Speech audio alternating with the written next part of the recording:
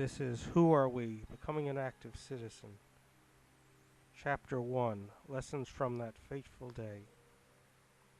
Sunrise on the city on a late summer day. Reflections on the morning. It was a beautiful sunny day, as many recall. The night before, a harsh storm pelted the city with thunderous force. But as we awoke that morning, it was clear. All the heavy rain had washed away the usual dust and dirt of the city, leaving in its wake a sweet, intoxicating aroma like the fresh, tranquil air of the countryside. Birds were chirping on this pleasant day, providing a serene finale to a nice, mild summer. September is often a melancholy time of year. Bittersweet reflections fill our heart as we approach the end of the carefree summer fun. As Labor Day vacations wind down, we sorrowfully bid adieu to the beaches, park picnics, and barbecues, and return once again to the laborious grind of work and school. Yet somehow this morning seemed far removed from such painful parting thoughts. Amidst the lovely morning air, such drudgery was easily forgotten, washed away by a sense of wonder, awe, and possibility. What wondrous fruits could this day bring? When suddenly overhead, a piercing whoosh sliced through the air, followed by a thunderous boom. People looked around, startled. Theories abounded over the cause of the stunning noise. An electrical explosion? A car crash? "I know I heard something," exclaimed passers-by. Within minutes, word quickly spread. Something unthinkable had happened. A plane had just hit the World Trade Center. What? That can't be right, many responded in shock. On such a clear day, how could such a thing happen? But as the legions of eyes shifted towards downtown Manhattan, there it was for all to see. A growing cloud of black smoke bellowing from the top of the North Tower. Thousands of people flooded out and made a break for the buses, cabs, and ferries.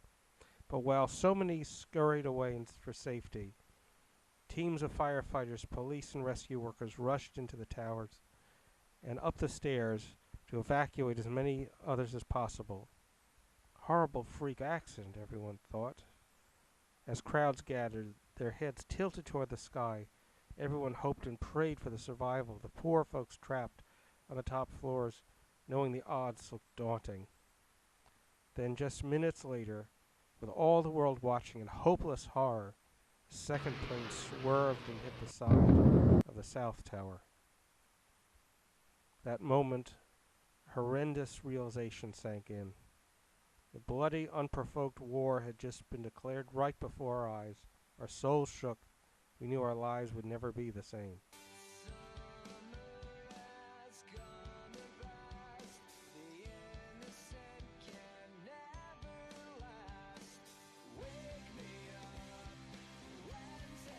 Looking back, on February 26th, 1993, the first World Trade Center attack. World Center had been attacked once before. On one cold winter afternoon, a truck bomb was planted in the parking garage basement. The building shook, and intense fire erupted, but the building stood, with just over a handful of casualties, and structural damage apparently minor. Our sense of invincibility was only heightened by the attack.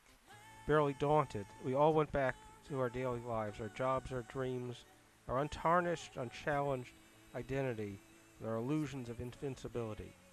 Many laughed at the backward lunacy of the attackers as we proceeded with our lives in our benign era. It was the age that brought us the personal computer, the rise of the entrepreneur, the roaring stock market, the miraculous peaceful end of the Cold War. It would soon unleash the public access TCP/IP, which we now know as the World Wide Web.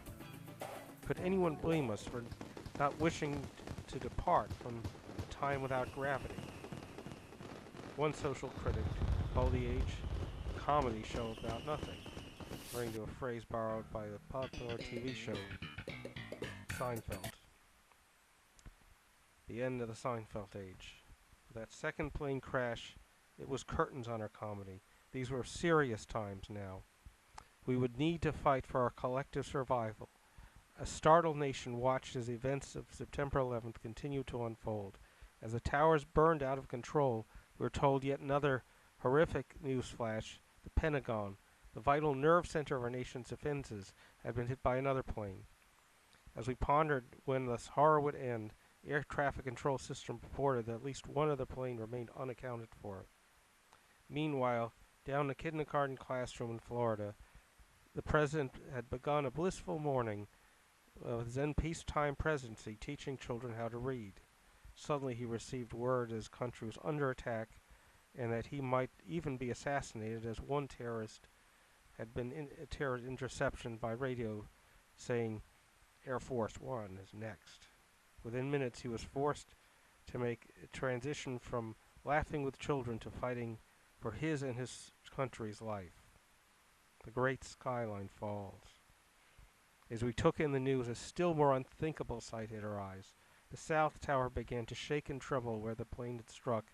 Then, in less than a minute, the entire building imploded and collapsed into rubble, leaving a huge cloud that looked almost as a mushroom cloud. Everyone in the vicinity ran for their lives. Amidst all this chaos, we heard the rumors that the State Department had been bombed, which would prove a false alarm. Next reported that a fourth plane had crashed into a field in Pennsylvania. Then, with a horrific sucking noise, the North Tower fell, ending a staple fixture of the sky, a symbol of the American dream. What would be next? Would we have a country left to defend by day's end? Nightmarish thoughts about terror thugs teeming the streets flooded the minds of horrified Americans as the dust settled. Caught off guard, the government responded. U.S. borders tightly sealed on both the Mexican and Canadian sides for the first time since World War II. All flights in this country were grounded for the first time ever. Hundreds of suspects with illegal passports were taken into federal custody almost instantly. All government buildings in D.C. were evacuated and closed. In New York, bridges and tunnels were closed, and all traffic was shut down below 14th Street. With nearly all businesses closed, the normally bustling streets of downtown fell silent. The roaring city noise replaced with quiet sobs. As the people finally got a collective grip, tales of heroism warmed our wounded hearts. First came the heroic tales of rescue workers who had bravely offered their lives to save thousands more. Many remained unaccounted for. The fire department's chaplain, Father Michael Judge, was in the midst of giving last rites when he was struck and killed by falling debris. Numerous business residents in the tower stayed behind to help evacuate elderly and disabled people from the building, some at the cost of their own lives. A heroic rescue saved all the children from the World Trade Center daycare within minutes of the South Tower's collapse. Then came first word of Flight 93, the plane that had crashed in the Pennsylvania field. One of the passengers, Todd Beamer, husband and father of three, had called his wife on his cell phone to say goodbye. She told him what had happened to the towers. Immediately realizing all on board were doomed for a similar fate, he coordinated an ad hoc team of passengers to stop the terrorists. Agreeing that all were not going to allow their plane to be turned into a terrorist missile, all able-bodied men formed a squad within minutes. After they recited the Lord's Prayer, Beamer issued the now famous command, "Let's roll."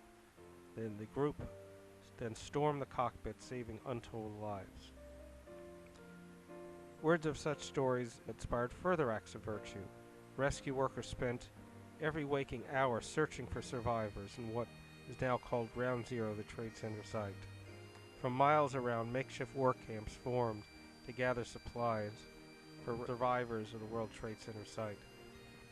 Everyone grabbed whatever tool they could get their hands on, in some cases using mere elbow grease. It was said no one was a stranger. Others simply lined the streets day and night to cheer on rescue workers. The Red Cross, meanwhile, reported record-high blood donations, having to actually turn away thousands. Military recruitment centers throughout the country, largely empty the day before, had people lined block by block to volunteer for military service, setting a recruitment record mirroring the days following the Pearl Harbor attack of 1941. Everything had changed markedly. All over the deathly quiet streets were makeshift shrines displaying candles, poems, and pictures of the missing.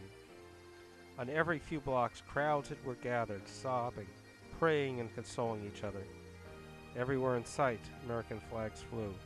News reports reported that those immediately responsible were members of a group called Al-Qaeda, run by a wealthy lunatic named Osama bin Laden, who had fostered ties with the Taliban government in Afghanistan. Words could not describe the rage felt, knowing that people had deliberately carried out this unprecedented historic atrocity, and rejoicing at the devastation it caused. It seemed like the day would never end. Night falls on our smoke-stained city. New York, the city that never sleeps, suddenly couldn't, exhausted though we all were. We had been brutally violated, and with helicopters buzzing overhead, we couldn't help but ask ourselves whether they were ours or whether it belonged to our attackers. When we did get sleep, the horror would invade even our dreams, as the memory of the towers and its harrowing image of their destruction would be seared into our hearts forever. Though there was no escape, there was at least a consolation. To paraphrase Winston Churchill during Great Britain's bombardment by the Nazis, we had demonstrated our finest hour. Amidst our agony, we showed great resolve. We'd proven that we were stronger than we had known. If the terrorists had intended to make us cower in fear, to expose or perceive weakness and decadence of our free system, we instead displayed our greatest virtue. As our heads hit the pillow that night, we could confidently proclaim who we are. We are citizens of this great republic. We are Americans.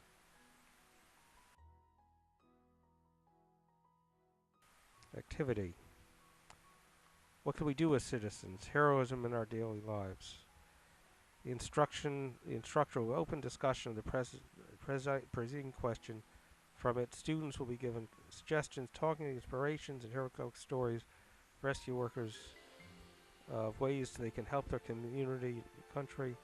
Little things like helping small children, frail, elderly on the block, their family, many day-to-day services around them.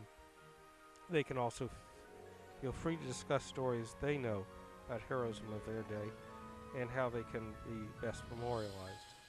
Conversation serves as an ideal introduction to service learning, the process of students discovering themselves through community participation. Memory of 9/11, which all students have heard of, highlights the vital importance of civic responsibility to our survival. In my our own teaching experience, this topic elicits strong personal responses from students as they recall what they have heard of the fateful day, usually related to fears and troubles.